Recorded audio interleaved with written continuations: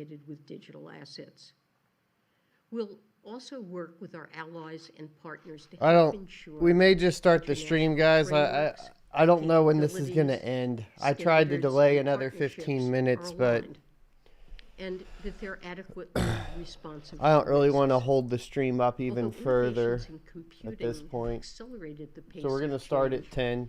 Even the most foundational building blocks of our economy, including our money itself, have dramatically evolved over time. And that ties into my next lesson, which is that sovereign money is the core of a well-functioning financial system, and the United States benefits from the central role the dollar and U.S. financial institutions play in global finance. Now, it took a long time for the United States to actually establish a uniform national currency. In 1790, Secretary Alexander Hamilton bemoaned what he called the immense disorder of the U.S. monetary system. At that time, Americans relied on a variety of domestic and international currencies which were circulating simultaneously. Yeah, the states had their own currencies too. Different forms of money really made it difficult to run the economy. No, it made it really difficult for you to control the money. That's what it did. The Bank of the United States was formed in 1791, and it issued notes that provided a relatively stable national currency. In 1792, the Coinage Act was passed that created the U.S. Mint. It kicked off a century of debate about whether the dollar should be pegged to silver or gold. While these important innovations helped standardize the backing of the dollar, the Bank of the United States did not have lasting political support, and by the mid-1800s, the country relied on a fragmented system of paper notes issued by private banks. Banks in New Jersey issued notes. All right, we're gonna finish that tomorrow. I can't keep, you know. I think we'd be here all day if I tried to finish that. So I'll finish it in the car later. Welcome everybody to the Crypto Mining Show, your one-stop shop for all news cryptocurrency related from the perspective of a cryptocurrency miner. Yours truly. I go by Blind Run on the internet and Matthew in real life. Today we're going to be talking about, of course, Janet Yellen's current, I guess, addressing of cryptocurrency. Specifically, I already have like some excerpts that was pulled by CoinDesk, so hopefully we can at least talk about those. It's basically going to be a huge comparison to traditional finance, and regulations should go into place in accordance with what rules and regulations are already in place with traditional finance. This could be seen as a good thing by the market or a bad thing. We don't really know right now. We do know that running up to this, I guess, release or press release or conference or whatever it is, that cryptocurrency has taken a dip.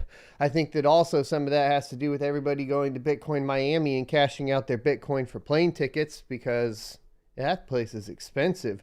We're also going to be talking about Cash App rolling out a service to automate getting paid in Bitcoin. This is a really interesting one because it's kind of along the lines of Acorns, except instead of just getting random stocks, you're getting Bitcoin. Then we're going to talk about the UFC to pay Bitcoin bonuses to athletes in their Crypto.com partnership, which you can sign up for Crypto.com using my affiliate link down below. And then we will obviously talk about the mining profitability for the day. Let me make sure I got all these pulled up here.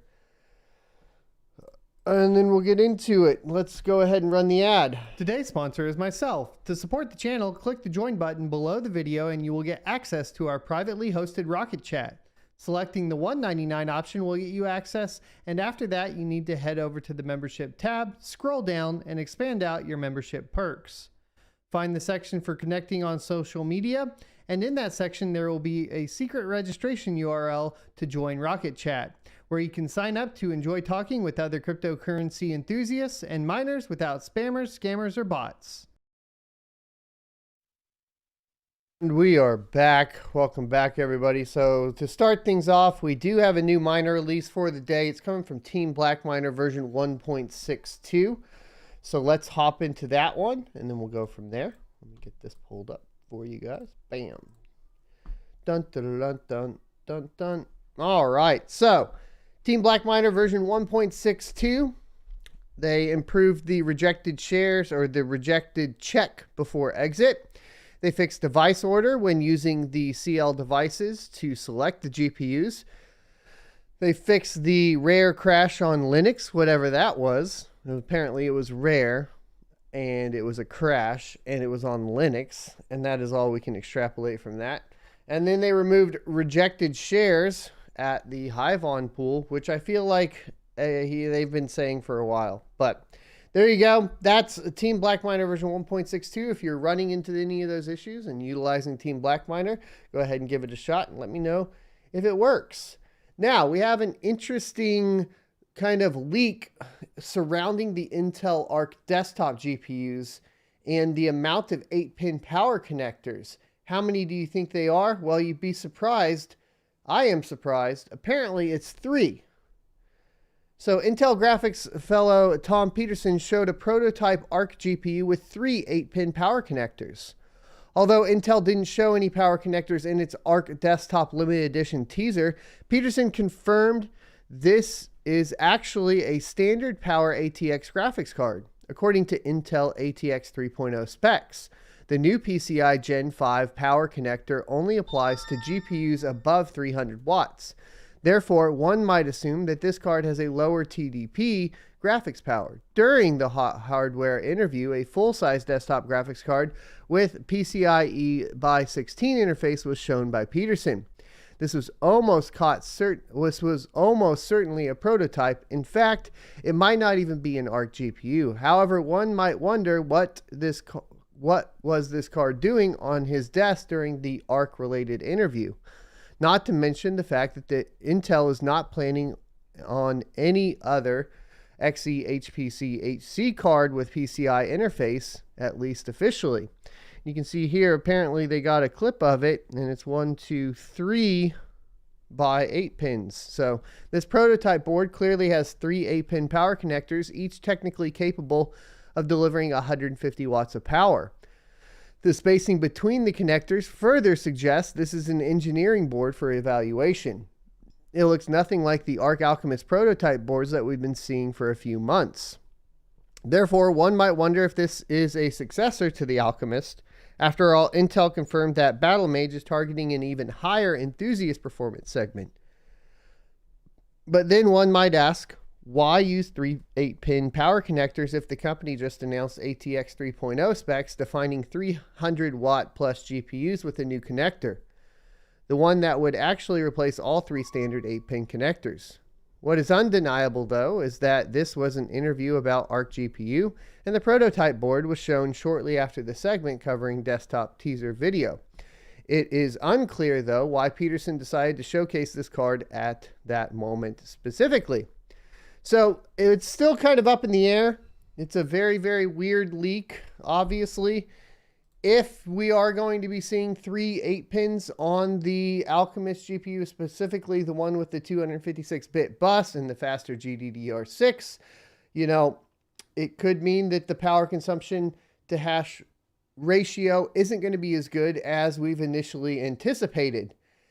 But it could just be that if this is kind of a prototype sample type thing, they were adding more power to a specific board to see how far they could push any particular GPU and push the hardware.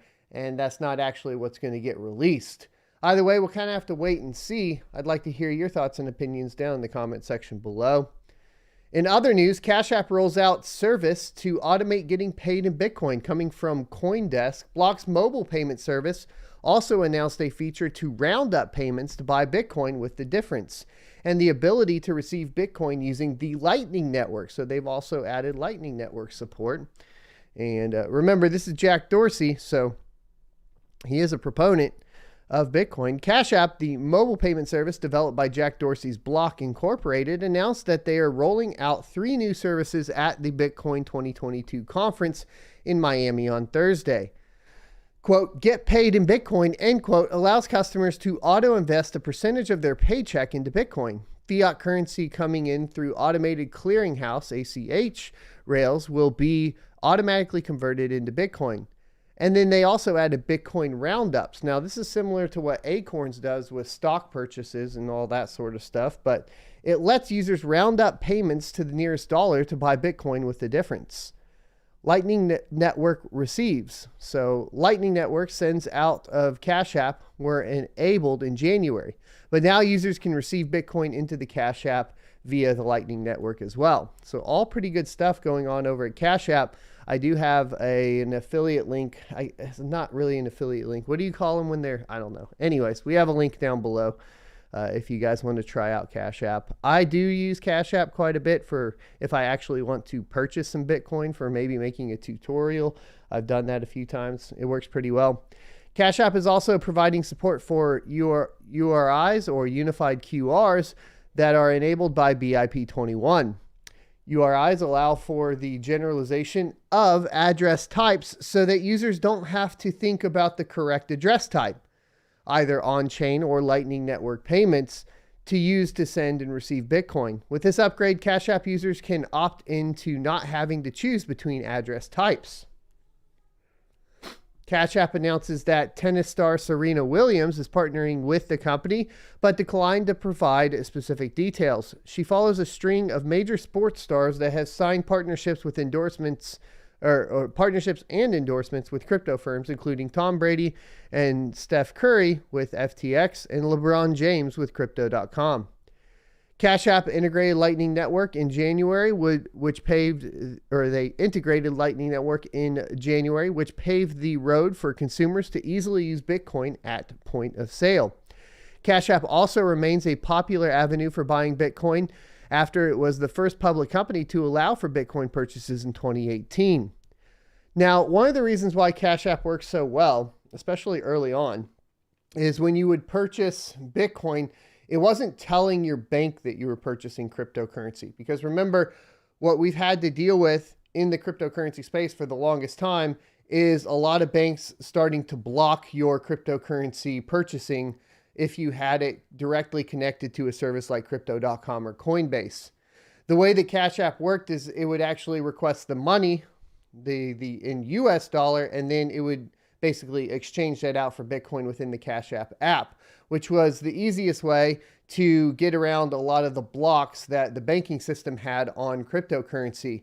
And so it really was, in my opinion, one of the easiest ways to purchase Bitcoin. And because you could send it in and out of the application, you were also able to essentially be able to send it to an exchange and do whatever else you wanted with that cryptocurrency, or even send it to a private wallet. So it was a great option there, as opposed to, like I said, the Coinbase and the Crypto.com problem of basically the banks blocking it. It would also block deposits from Crypto.com and Coinbase. So if you wanted to actually get some cash out real quick, just as a general consumer, Cash App was also a very easy way to do that, because you could send your Bitcoin there. It would automatically dump it to US dollar, and then you could just top up your bank account with Bitcoin, essentially. Miles Suter, Cash App's crypto product lead, who gave the presentation at Bitcoin 2022, said that the goal of Cash App was to redefine the world's relationship with money and Bitcoin, aiming to get Bitcoin in the hands of as many people as possible. Earlier this week, Block notified some 8.2 million current and former customers about a breach of U.S. customer data. And I think that was last week. We should have talked about that because that's a big deal. One of the things that is not, KYC is being sold to everybody, and KYC stands for Know Your Customer. It's usually a regulation implemented deal from the federal governments or from governments in general. And the idea is that essentially you need to track your users so that in the case of money laundering or supporting terrorists, which is what Janet Yellen was talking about today, or, paying taxes, that sort of stuff. They want the companies that are participating within crypto to have the data of the users, your birthday, your social security numbers, all that sort of stuff. And that ends up not just being a problem with your own personal financial autonomy, but it also presents a problem with your personal security, because then you're reliant on a company like Block to essentially secure your data. And if we've realized or seen anything over the past, 20 years during the technological age, the ability for a tech company to secure your data is very low, right? Even large companies with huge investments like Block are not able to protect all of your data. So it is a security breach and a security problem. So when they try to sell you KYC for your safety and your security, remember that that's a little bit of BS, because they have traditionally in the past, and as we see here with Cash App, unable to secure your personal data. So it's basically still the same problem that they say they're trying to solve, which is fun. All right, so UFC is to pay Bitcoin bonuses to athletes in Crypto.com partnership. This one's interesting as well. Bitcoin bonuses will be awarded to the 3 standout fighters at each UFC pay-per-view event, as voted by for fans across the world. The Ultimate Fighting Championship UFC athletes will be paid bonuses in Bitcoin as a result of the partnership between the Mixed Martial Arts Organization and Crypto.com. Bitcoin bonuses will be awarded to the 3 standout fighters at each UFC pay-per-view event, as voted for by fans across the world, according to an announcement Thursday. The first, second, and third place fighters will be awarded $30,000, $20,000, and $10,000 of Bitcoin respectively, which will be funded 100% by Crypto.com. The average annual earnings for a UFC fighter last year was $160,000 according to sports news website The Sports Daily. So occasional 5-figure bonuses paid in Bitcoin could prove to be valuable to many fighters. The UFC is launching its new Fan Bonus of the Night program alongside Singapore-based Crypto.com, an extension of the partnership between the two firms that began in July. The crypto exchange became the official fight kit partner for the UFC in a 10-year deal worth $175 million US. It was one of the many such deals with sports teams and brands scored by Crypto.com across soccer, basketball, hockey, and motor racing. It also secured the naming rights to previously named Staples Center in Los Angeles, home of both the LA NBA teams and the NHL's LA Kings. More recently, Crypto.com became an official sponsor of the 2022 FIFA World Cup, taking place in Qatar in November and December. Crypto.com has probably been one of the largest companies for the, acceptance of Bitcoin across pretty much the world, or the adoption of Bitcoin and cryptocurrency in general. They are a sponsor of the channel. That's why we run a sponsor ad for them once a week. It is important to note that Crypto.com is a centralized service. However, they are releasing a hardware wallet where you can control your own keys, and we're going to be talking about that. I believe they're going to be sending me one. I'm still waiting on it, but we also have people keep sending me wallets everywhere. I got one here. I got one back there. I need to get into actually getting into some of these hardware wallets for you guys. But I am aware that that is coming soon from Crypto.com as well. So one of the things that they always said that it was okay to talk about was that they're centralized and that you should not have a majority of your holdings within Crypto.com. That being said as well, I think that their Crow token specifically should have some sort of self-custody for the Crow, or I think it's like Cryo now, or whatever it may be called. I believe the name changed, but their native currency that they use within the app. Let's talk about crypto rules should match traditional financial system, Yellen says today. So At the beginning of the show, you guys probably heard me listening to Janet Yellen. It's not over. I don't have the full kind of breadth of knowledge that I feel like I would need for this particular subject. So this is a very brief excerpt from, of course, what's going on right now. And maybe you guys want to go back and rewatch what's going on there. But it's all in relation to, cryptocurrency, the regulation of cryptocurrency and how it sits within the United States. I think that's why we see a little bit of red. There's some market uncertainty definitely surrounding cryptocurrency as these speeches are coming out. And then, of course, a lot of it is explanation and more clarity and more details surrounding the Biden's executive order surrounding cryptocurrency. So let's get into it. Treasury Secretary to deliver first speech aimed at digital assets industry. Now, what they have here is a bit of her speech already kind of pulled out. So U.S. Treasury Secretary Janet Yellen wants to put the crypto industry on the same level and facing the same rules as the traditional U.S. financial system, according to excerpts from her first speech, to focus entirely on digital assets. Yellen will make the case that finance, including the newest innovations from the crypto industry, should be subject to consistent, tech-neutral rules that protect people from fraud and misleading statements, regardless of whether assets are stored on a balance sheet or distributed ledger. Now, once again, we're going to just go back to this. Read between the lines here. When we talked about know your customer earlier and the fact that they always say that it's going to be, to prevent fraud and basically protect the end user and that sort of thing. But at the end of the day, they can't protect your personal data anyway. So a lot of this is it's a lot of smoke and mirrors to get into cryptocurrency, to get some more control over cryptocurrency. And I think that really is the end goal. So just keep your guard up when we read these types of things.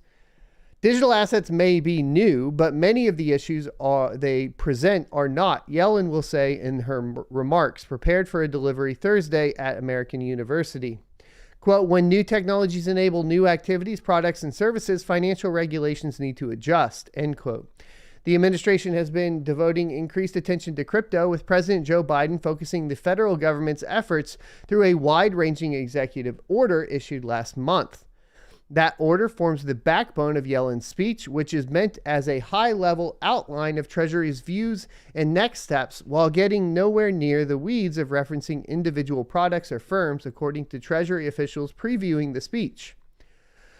Though lawmakers have begun launching legislative efforts to foster cryptocurrency innovations while keeping public and financial systems safe from hazards, Yellen will argue that, quote, regulators have authorities they can use to promote these objectives, and Treasury supports those efforts, end quote. The Securities and Exchange Commission and Commodity Futures Trading Commission have already been active in staking out their authorities over crypto trading. But the U.S. banking regulators will also have their say as agents debate the best course through the Financial Stability Oversight Council. The industry is already smarting from the SEC proposals that crypto lobbyists and lawyers in Washington think could sweep digital assets into the agency's oversight. Meanwhile, top Republicans such as Senator Pat Toomey have been pitching legislation that could undermine the agency's reach, though it's unclear whether the closely divided Congress will find enough common ground or interest to send any crypto bills to the White House this year. As the industry grows and changes at breakneck pace, Yellen thought it was a good time to share her view, Treasury officials said, including the sentiment that regulation will be critical for crypto's development, not an impediment. Coming from the Biden administration's chief financial voice, her speech makes it clear that crypto has become a top priority for the federal government. Quote, our regulatory frameworks should be designed to support responsible innovation while managing risk, especially those that could disrupt the financial system and economy, she said. You know what disrupts the financial system and economy even more is when you stop backing the US dollar by gold and then you back it by essentially oil through Saudi Arabia. and then you impose sanctions on a country, which basically reduces the confidence in the US dollar. And then Saudi Arabia starts accepting other currencies for oil. And Russia fights back by trying to force the UK to stop using the US dollar and to start using the ruble for, of course, the energy. So if we really want to talk about who's damaging or what is more damaging to our financial system and the economy, these are the things that, need to be focused on right now. And I'm not saying that there shouldn't be sanctions. I definitely don't think that sanctions should apply to cryptocurrency because that goes against the fundamentals. However, I don't think that the way that all of that went down was necessarily good for the U.S. economy and the U.S. dollar and the strength of it, clearly, right? So it's kind of funny that the attack's going to go to crypto when in reality, there's a lot of other issues going on. Plus, of course, the inflation, the overprinting of the dollar. There's a lot it's just a mess. And to sit here and say that they need to go ahead and now take control of another financial institution, which is not an institution, but another form of finances of the public because you know better than us. Well, prove to us that you know better and do better and improve our economy first. Fix the US dollar first, and then maybe the public will trust you. Because right now that's not happening, right? Oh, it's frustrating. Let's go ahead and get into the mining profitability for the day. We've actually had a pretty good evening. We had a cold front run in and our hash rate is way up. Today it's starting to warm up. We're at 5.6 gigahash, but we had an average hash rate of 5.92 gigahash a second over the past 24 hours. This is resulting in an estimation of 0.08 ETH every day at $268 for the current exchange rate of Ethereum. For the last 24 hours, we earned 0.084, which is less than the 0.1 that we were expecting or actually predicted from yesterday. But that's okay. It's still $268.87. So pretty much exactly what is now being predicted. That being said, it's important to note that we had a lot of big blocks, and I cannot lie, yesterday. So we'll have to see how this ends up playing out later, because as you can see now, we're not getting as many big blocks on 2 miners. And that was, of course, due to huge participation within the NFT marketplace over this week. So until there's another big new one, I wouldn't expect these numbers that we currently have to essentially continue. Also, look at this spike. What happened there? Some rental? All right, on Luck Pool, we're basically still, I think we have a couple people that are helping out. We have 2.24 Ravencoin over the past 24 hours. And then I have 1, 2, 3, 4, 5 rigs on here, and then 2 people donating some hash power. So thanks to Real Rigos and Dreamfly for that. Okay. Mining profitability on the 3090 has definitely gone down. Let's correct the flux numbers here, though, and get a good idea. You can see here that Ethereum's at $4.80 a day, so it has dropped down from that closer to $5 a day after power. If we scroll down, mining Zell hash or flux on NiceHash is still more profitable by about 10 cents a day than mining it directly at $3.30 a day. Ethereum Classic has risen back above the $3 mark at $3.10 a day. And Ergo has dropped back down, but still maintaining above $3 a day at $3.19 a day after power. And like we've talked about with Flux, the big deal that we're going to want to look at here is when the difficulty adjustment starts to happen once again. And then Ravencoin at $2.67 a day. So what we can start to do here, though, is, of course, look at the changes within difficulty and so on. We have 221 exahash a second over here on Bitcoin, which is pretty much right on point with what we would expect. On Ethereum, we're still right at 1 petahash a second. Ethereum Classic still sitting right around that 28 terahash a second.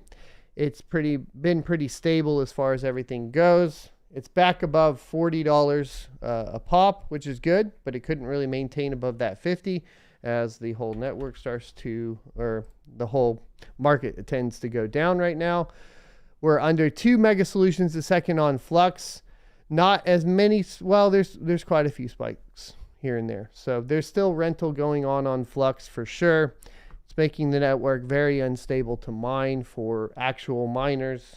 I don't know that this is one of the problems with Nice Hash that really, I think, hurts a lot of miners. And I think that, I don't know. You guys know I've had issues with Nice Hash for quite some time, but that's the network effects that it causes. So you can see here on Ergo that we are still sitting around that 18 terahash a second. It's maintaining its hash rate, but the difficulty has not responded yet. And we talked about this yesterday. The difficulty dipped down when, of course, everybody jumped off the last time the network hash rate was tested. And then you can see here the difficulty is starting to spike up again. And I think if it gets back over the 2.0, which is at 1.96 right now, I think what you'll see is a corresponding huge dip off of mining hash rate and miners basically on the network. So this is a trend, unfortunately, on Ergo, making it very, very difficult, I think, to once again predictably mine it, because the problem is people go to what to mine. They see that it's profitable. Everybody throws their hash rate on there. And then a couple days later, the difficulty spikes up so high. And then way too many people dump off. And then basically the difficulty dumps off again like a week later. And then you just end up in this kind of weird game. I feel like the difficulty needs to respond a little bit quicker, essentially, to the amount of hash rate on the network to make it more stable. Because right now I just think like the hash rate on the network is incredibly unstable for Ergo, and that is a little worrisome. Let's take a look at Ravencoin. And Ravencoin's at 3.27 terahash a second. And it's really starting to settle in right around here. It's been here for a while. I don't think that it's really going to change much unless, of course, there's a huge change in profitability. Taking a look at mining pool profits on Ethereum for the past 90 days. Flexpool is in first, Mining Pool Hub in second, ZET in third. For the last 60 days, ZET in first, Mining Pool Hub in second, Flexpool in third. For the last 30 days, Flexpool in first, ZET in second, Mining Pool Hub in third. For the last 21 days, ZET in first, Flexpool in second, Mining Pool Hub in third. For the last 14 days, ZET in first, Flexpool in second, Nanopool in third. For the last 7 days, Flexpool in first, Mining Pool Hub in second, Crazy Pool in third. For the last 3 days, Flexpool in first, Mining Pool Hub in second, Crazy Pool in third. For the last day, we have Mining Pool Hub in first, Crazy Pool in second, and Flexpool in third.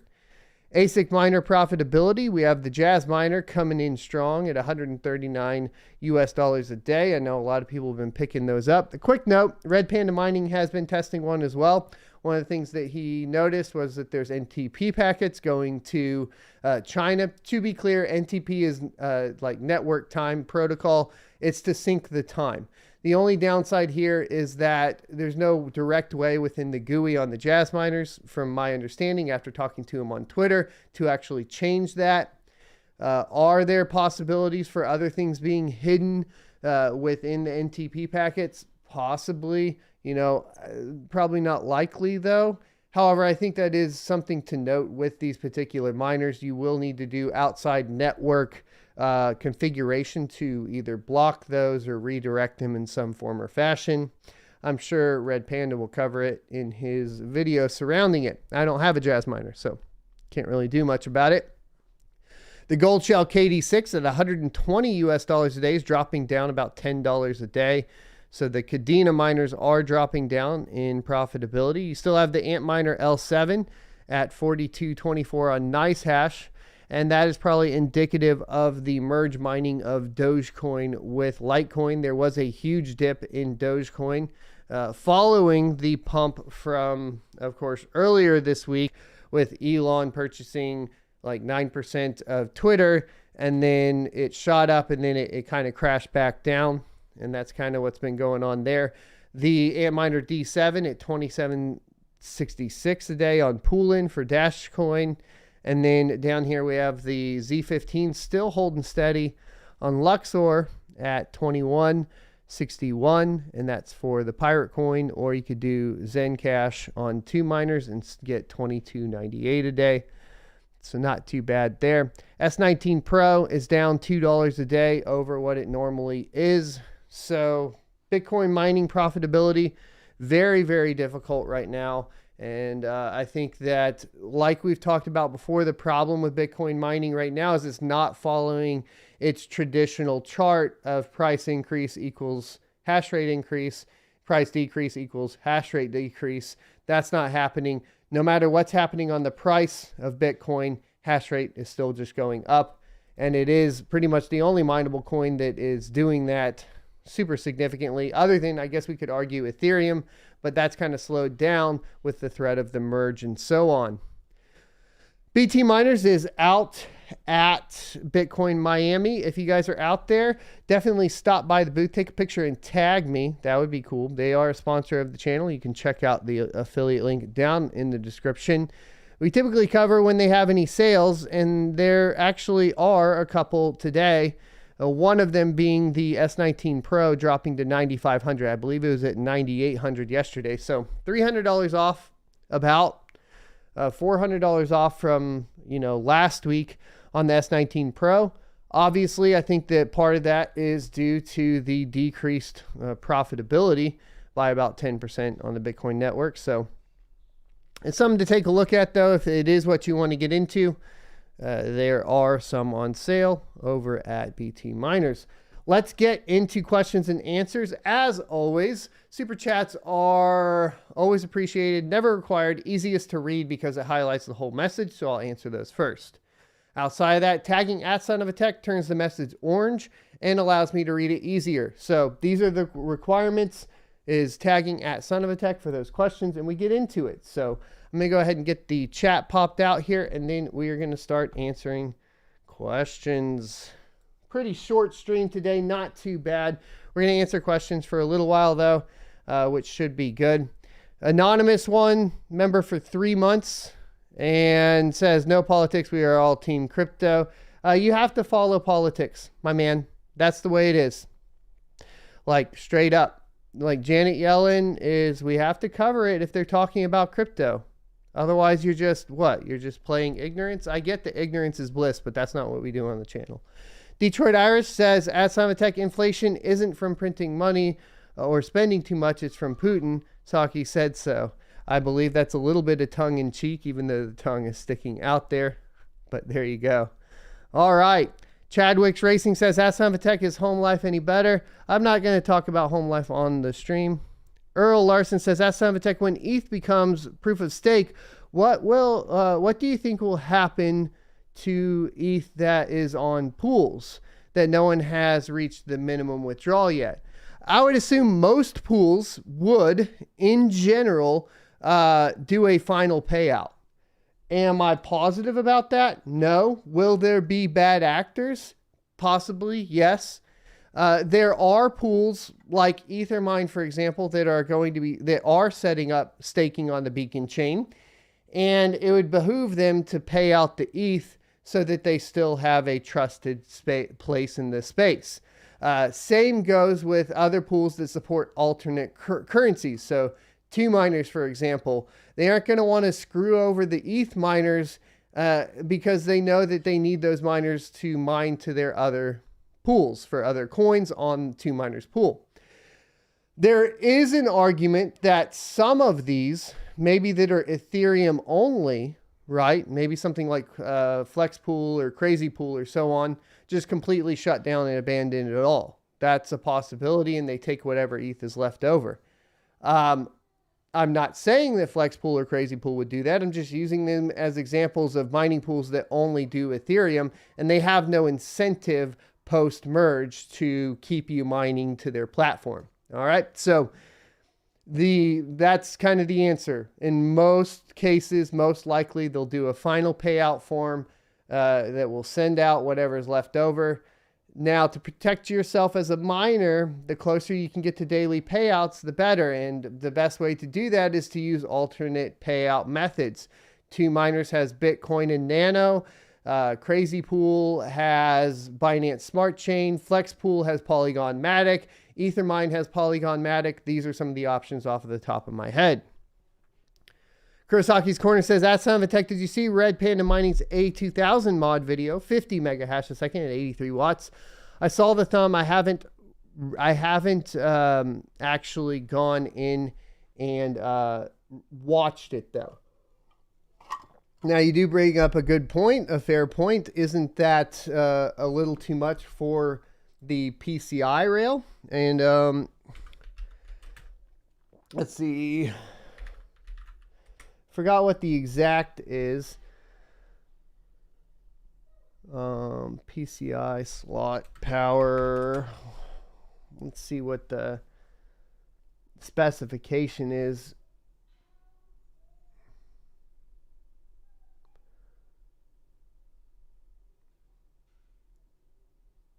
That's going to be a little harder to find. I thought it was 75 watts.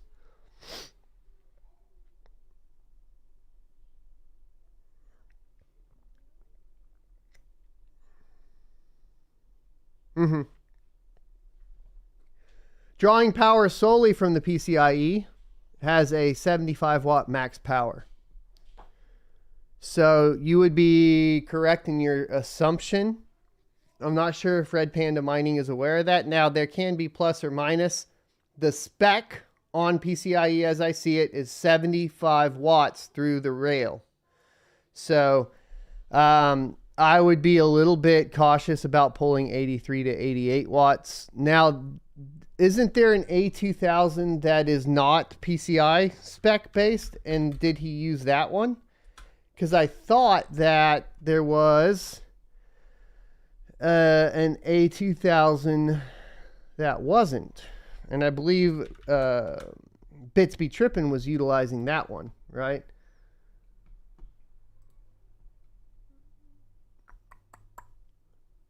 That's that graphics bus.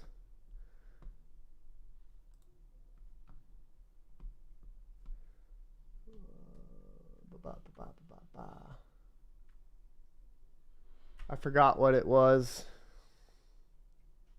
Have to look it up. But if he's using PCI Express, yes, I wouldn't do that mod personally if it really truly is pulling 83 to 88 watts. But it's good that Red Panda Mining got the testing out for us. Wes says, at Son of a Tech, if I'm ever in Dallas, can I see your mining farm? No, I do not have anybody come out to my mining farm. Wyatt Pendleton says, at Son of a Tech, how did your ETC solo mining adventure go? That was quite a while ago. We kind of covered it. It did end up paying out not significantly less, but definitely less than just mining Ethereum to a pool. Diego says, at Son of a Tech, what do you think of Crow compared to BNB? Both are centralized, which creates a problem in general. But if we're talking about adoption, Crow is killing it with adoption primarily because they are basically more heavily regulated by the US, and they're participating within a ton of different industries, you know, from the UFC to whatever else. So take that for what you will. Would I hold either one? Probably not, just it by nature though, because I have a crypto.com card. I do hold some of the Crow. Tactics says, ask Son of a Tech, hey mate, rookie question. When you update the drivers in Hive, where are the driver files stored? You use flash drives. Are the drivers written to each card? My understanding was it was stored in the cloud, not on a device. And then it uploads whichever one you're flashing with to that USB drive. So it won't upload all of them to every USB drive you have, but whichever one you're going to flash, it'll upload it or move it over to there. All right, we have a couple super chats. Thank you guys. Nick Brown with 449 euros says, hey, so a little something for the advice on how to fix your 5600 XT rig that would hard crash. It's now stable. Oh, okay, great. Thank you. Glad it's working. Hawk Crypto Mining for the $10. Thank you. If you have a question, let me know. All right. Raymond says, Ask Tech 3090 to 2000 USD or 1660 Ti to 367 US dollars. I'm just avoiding 3090s because I've already bought too many and they aren't reliable. Lauren M says, the Crypto Mining Morning Show has successfully cured my hangover. Thanks. Well, I'm glad that it cured your hangover. Ronaldo Medina says, at Tech Flex Pool launched an ETC pool. I mean, that makes sense. So they have an ETC pool, therefore they would have the incentive to not screw over miners by not making the final payout.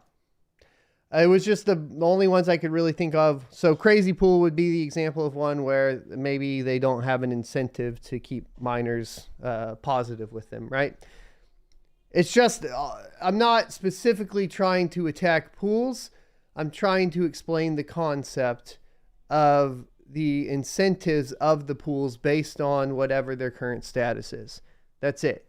Once again, not attacking pools on that. Now, Flex Pool and their blocking of Russian IPs, that I have a problem with. But that would be a little bit of a different topic. So, yeah. As Tech says, no, he's just using a custom soldered A2000, unless it's the 16 gigabyte or the... No, he was using A2000. And it's a 12 gig. I think there's a 12 gigabyte model of the A2000. We got another $9.99 super chat from Ben, says Flux Node donation. Thank you, good sir. And then Get Money FB, $20 with a big old hippo saying epic fail. There you go. All right. I'm not sure what the fail is in relation to, but let me know and we'll try to correct it. Oh, Kurosaki's Corner already corrected himself on the size of the memory. Ross M says, how do I sell a lot of L3 pluses? I have tons laying around for a good price, but I don't know where to start. There's plenty of places on Facebook Marketplace, plenty of different ASIC selling groups. I don't know that it depends on, I don't know what your pricing is, right? And I think like a lot of people are kind of they're just not going to pay $1,000 or more for an L3 Plus. So if it's over $1,000, like I wouldn't buy it.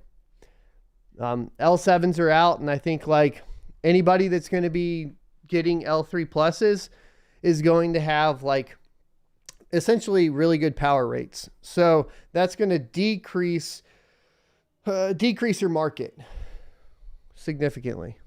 Blacksmith Mining LLC says, at Son of a Tech, do you think a recession could affect the proof of stake on ETH? You mean like a global recession or a recession of the economy, like in the US or something? Like it's obviously going to affect the pricing of crypto. In what way, I don't know. In what direction? Like I said, I think the correlation between like Ethereum is closer to the stock market than what you would expect Bitcoin to be, just based on its its fundamentals. So ETH could be impacted more negatively depending on how the stock market reacts to it. Hawk Crypto Mining says, that's Son of a Tech, time to organize the mining community and back politicians to support us. Yes, that is what should be happening. Hawk Crypto Mining Company, thank you for another $10 super chat. Nothing there. All right. Wyatt Pendleton says, at Son of a Tech, will you be acquiring any of the AMD 6X50 XT cards coming out? Yes, I am planning on doing that. All the super chats today. Get Money FB for $1. Well, thank you for the $1 super chat. ACQ says, at Son of a Tech, good morning. I have a question about what kind of insurance would cover rigs miners. Would homeowners work? Or would I need to start an LLC and get business insurance? I have business insurance, which will protect your assets. I don't know how it would work with your, like I know for like renter's insurance, for example, it's a little weird. You can add on additional for renter's insurance, like there usually is a slot. You'll pay more per month, but there's usually a slot for like PC equipment or electronic replacement. So like I have that filled out for the home, right? So for like all this stuff that we do the stream with and everything, the test benches, whatever, it's all covered kind of, I hope, to a certain extent, because I do have the insurance with the LLCs as well, but I would hope that there's kind of, it's like double covered essentially, just to be safe, right? John English Tech says, ask Simon Tech, do you keep a power supply tester at the farm? If so, any recommendations for testing HP server PSUs? I don't know about the server ones. I've never had any of them break. That's a good question. I've never had an HP server go out on me, at all. You can test the so the on the breakout boards, a good breakout board is going to have the voltage right when you plug it in, so you can see if you're getting the correct amount of voltage from there. And then there are, basically, like I have a multimeter that I'll test with, but not like a specific power supply tester or anything. And then I do use like a 24 pin, like little jumper adapter for testing like traditional power supplies, to see if they'll click on or not, if we have some of those go out. Lucas says, ask Simon Tech, are you buying 2080 Ti or just the 1660 Supers? Just been buying the 1660 Supers right now. But I am on pause again, because I got to figure out ventilation.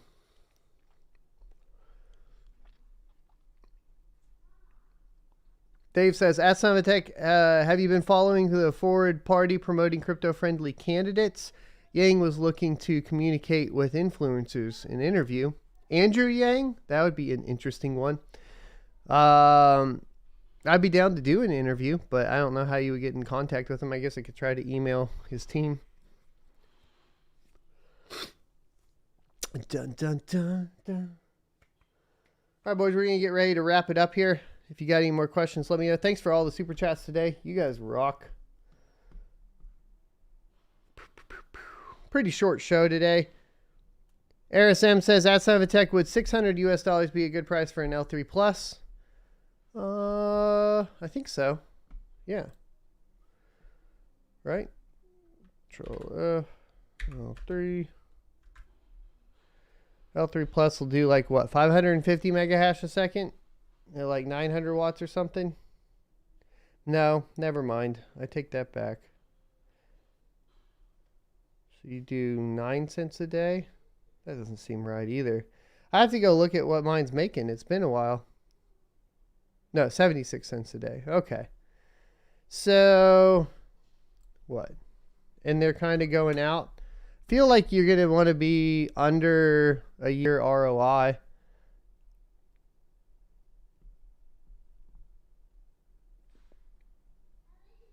Yeah, I mean, I think the L3 Pluses are probably going to be sub $200 in a few months.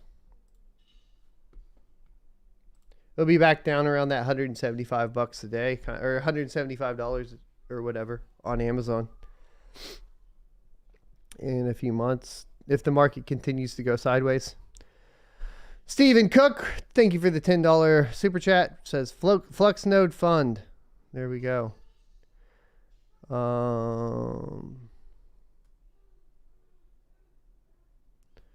Hawk says, as Tech, are you interested in immersion tanks for ASICs and GPUs? I am. I just don't know if they're cost efficient. John English Tech says, as Tech, thank you. I think I damaged one running the farm on a dirty generator. Okay, got you. Yeah, so you can jump. I think it's, Google it. But I think it's pin 4 and 5. You can use a paper clip and try to jump it and just turn it on. Obviously not connected to anything. Unplug everything else, jump the 24 pin, turn it on, see if the fan spins up. And then from there you can test if it has any output to maybe like one of the 6 pins or whatever. In some cases on a power supply, you can end up in a position where you've burned out one rail and the rest of it works too. So test all of it essentially. Wes says, at Tech, summer is coming fast. Got to figure out cooling and ventilation. Yep, that's what I'm working on. Ty says, at Tech, will you buy the 1660 Super or the 2080 Ti after ETH? The 1660 Super is probably, depending on pricing. I mean, obviously, like, everybody wants to know what the I'm doing after Ethereum, and I don't know. I know just as much as you guys. Nobody knows. So, like, look, like, if we get into it and Flux takes off, and then you can buy a pallet of 2080 Ti's for, like, super cheap, then that's going to make sense, right? If Ergo takes off or whatever it is, and 6000 series GPUs become increasingly, like cheap, then we'll know. But, like, there's no way for us to predict. There's no way I could tell you anything about what happens after Ethereum 2.0 and the merge or whatever. There's no way for anybody to tell you. And if there's anybody that is trying to tell you, like, I don't know. I don't believe them, because there's no way for us to know, man. And it's the question that's everywhere. What are you going to do after ETH? When do you think ETH's going to merge? What? We don't know. We don't know. We have no idea. It's like, I don't know what to tell you. Like, and it's like, we get those questions every day, and it's just kind of funny. But yeah. Hawk Crypto Mining did do the $5 super chat. Says, here's money for therapy after all the ETH merge questions. Yeah, it's okay. I'll calm down. But yeah, we just don't know, man. Like, there's not much we can do about it. Would a 2080 Ti be better than a 1660 Super? Well, what's the price of the 2080 Ti? What's the price of the 1660 Super? And then what coin is most profitable? All answers that you would have to basically be a prophet or a time traveler to know, right?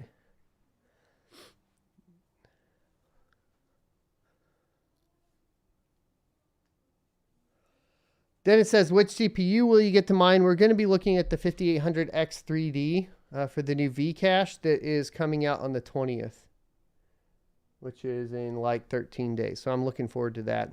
John English Tech says, as Tech on Windows, it produces an event for 41 kernel power, which is relating to a failing PSU. You had a similar issue with an old Corsair AX series. You mine 1600 mega hash a second on Windows. Rocking that Windows. It's interesting that you got a kernel power report on Windows.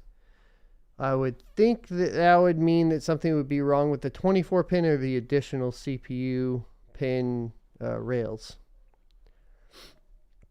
Scott Schultz says, ask Tech, I can tell you exactly what happens after the merge. Just send some Bitcoin to the wallet link in my bio. There you go. Send me Bitcoin. All right, boys, I'm out. I'm gonna go hit my workout for the day. We'll have some new videos releasing. I'll be busy, pretty busy today. Thursday's my driving around day. I got to drive all over the place, so. I'll see you guys next Tuesday. Final mining show tomorrow, and then hopefully we'll get more news out of Bitcoin Miami conference. My understanding is that everybody's trying to sell immersion cooling. I don't know that that would have been the business model I would have picked, but I don't know. We'll see. Adios.